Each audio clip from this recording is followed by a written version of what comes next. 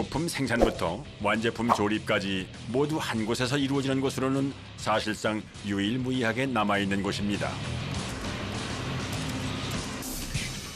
수입산 저가 제품들의 공세에도 굳건히 국내 생산 방침을 고수하고 있다는 이곳. 얼핏 보기만 해도 공정이 꽤나 복잡해 보입니다.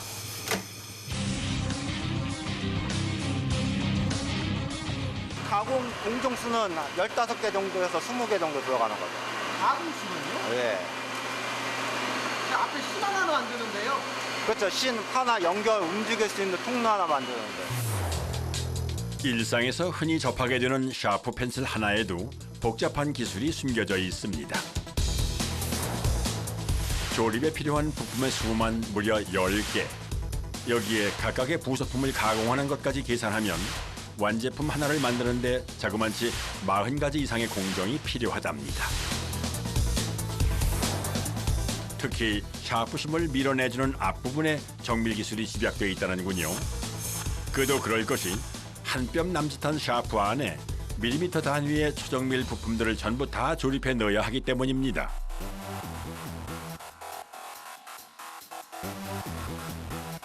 먼저 샤프심이 지나는 연결 파이프부터 장치를 고정시키고 벌려주는 부품들까지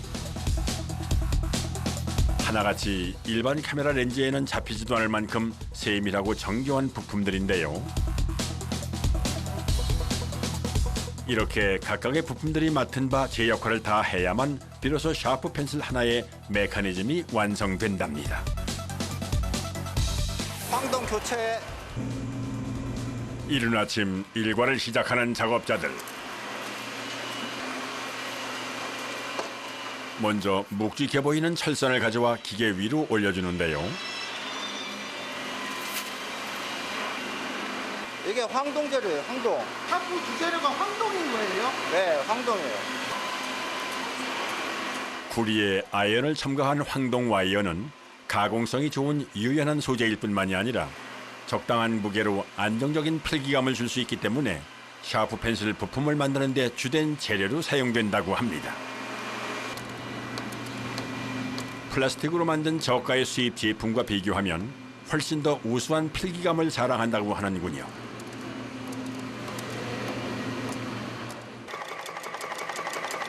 연결 파이프를 만들기 위한 1차 절단 과정에선 먼저 와이어를 1.93cm 길이로 잘라줍니다. 곁에 선 작업자가 규격에 맞게 잘렸는지 다시 한번 확인을 하는데요. 외경이 2.2가 나와요. 전부 다 외경도 깎고 드릴로 내경도 뚫고 그렇게 해서 심히 관통할 수 있는 도하다 움직일 수 있는 것을 가공하는 거예요. 지름 2.2mm에 불과한 와이어 사이로 샤프심이 관통할 수 있도록 만드는 작업. 말만 들어도 쉽지 않을 것 같습니다. 잘려진 황동 재료를 가지고 어디론가 이동하는 작업자. 커다란 기계 속으로 준비된 재료를 투입시켜주는군요. 라인 머신이라고 불리는 이 기계는 샤프 펜슬 부품을 가공하는 데 있어 가장 큰 역할을 담당하고 있는데요.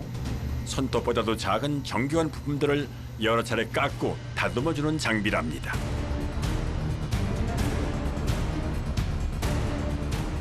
처음에 이제 재료가 투입이 되고 나서 외경을 먼저 가공합니다. 그 면을 평평하게 해서 일자로 만들어주고 드릴로 심히 도하고 움직일 수 있는 그 내경을 만들어야 되는데 이게 워낙 작다 보니까 한 공정에는 끝나지 않고 네 번에 나눠가지고 이 공정을 하나를 만듭니다. 가공 전후의 모습을 비교해보니 실로 감탄을 자아냅니다. 가느다란 황동에 자칫 구멍이라도 날까 무려 16단계에 걸쳐 조금씩 작업을 진행한다는 절삭 공정. 먼저 바깥쪽 표면부터 살며시 깎아준 다음 이번엔 드릴을 이용해서 4번에 걸쳐 내부 공간을 깎아 나갑니다.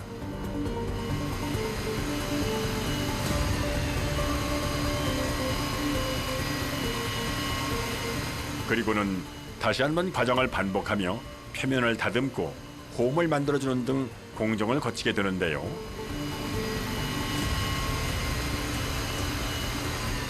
뭉툭했던 끝이 평평하게 다듬어지고 또다시 날렵하게 변모하기까지 참으로 많은 정성이 들어가는군요. 작업을 마치고 나온 부품들은 육안으로 먼저 살펴본 다음 측정기로 다시 한번 치수를 확인합니다. 1.2를 가공해서 1.94로 맞추는 거죠. 0. 몇 미리 한 100분의 2, 3, 그 정도 공차도 거의 없는 게 가장 좋죠. 기름 가져와라. 잠시 후 외부 창고에서 기름을 가져오는 작업자. 곧바로 절삭기계 뒤편으로 가서 기름을 부어주는데요.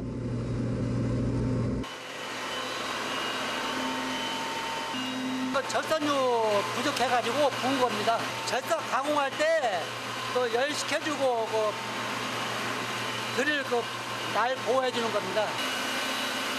금속을 정밀 가공하는 작업에서 없어서는 안 될 필수 요소라는 절삭유. 정제된 윤활유에 부식을 방지하는 첨가제가 더해진 합성유의 일종이랍니다. 그런데 절삭유를 보충한 후에도 자리를 떠나지 못하는 작업자. 대체 무슨 일일까요? 어디가 문제인 거예요, 지금? 핀이 부러져가지고 예. 교체를 해야 돼요. 황동을 깎아주던 드릴 가운데 하나가 부러져 버린 상황. 서둘러 새로운 날로 교체할 준비를 하는데요.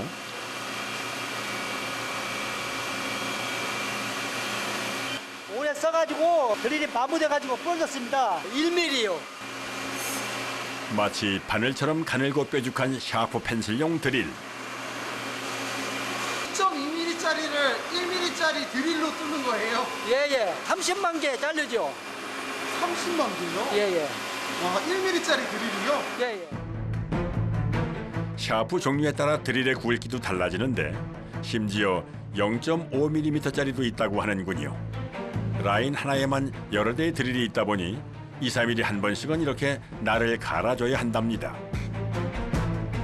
그 옛날 일일이 사람 손으로 부품을 깎던 시절에 비하면 훨씬 수월해졌다고는 하지만 그럼에도 불구하고 인력을 필요로 하는 작업들은 여전히 많습니다.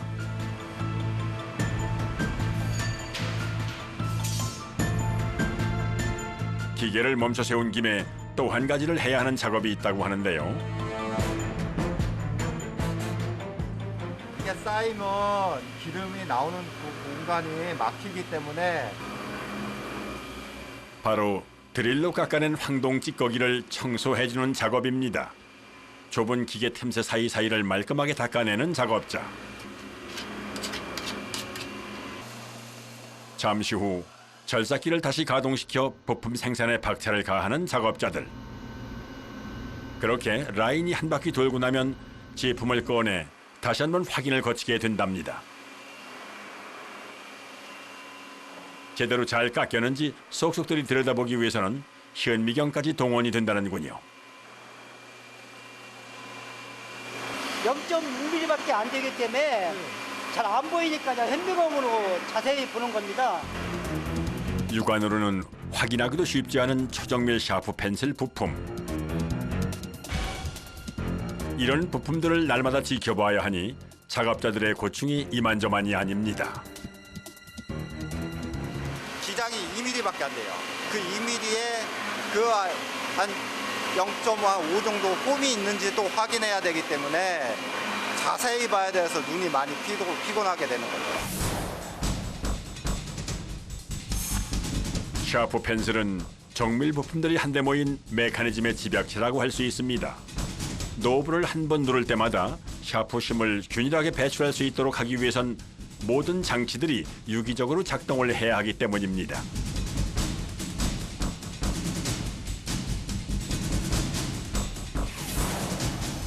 부품 가공이 끝난 늦은 오후.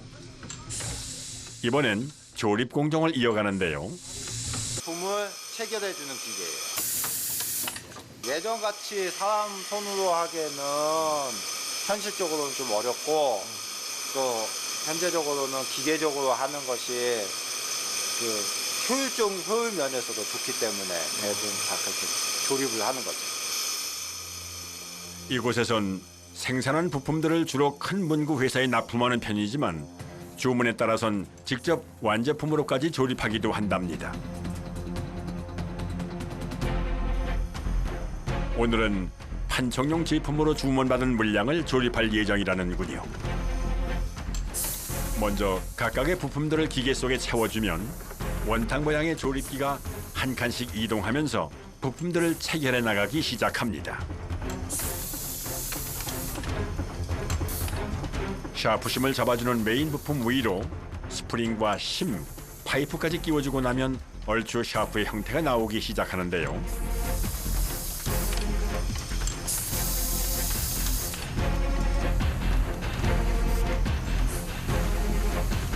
뒤를 이어 파이프 끝에 지우개를 끼워주고 그 위에 뚜껑 역할을 하는 노브까지 덮어주면 1차 조립 과정이 마무리된답니다.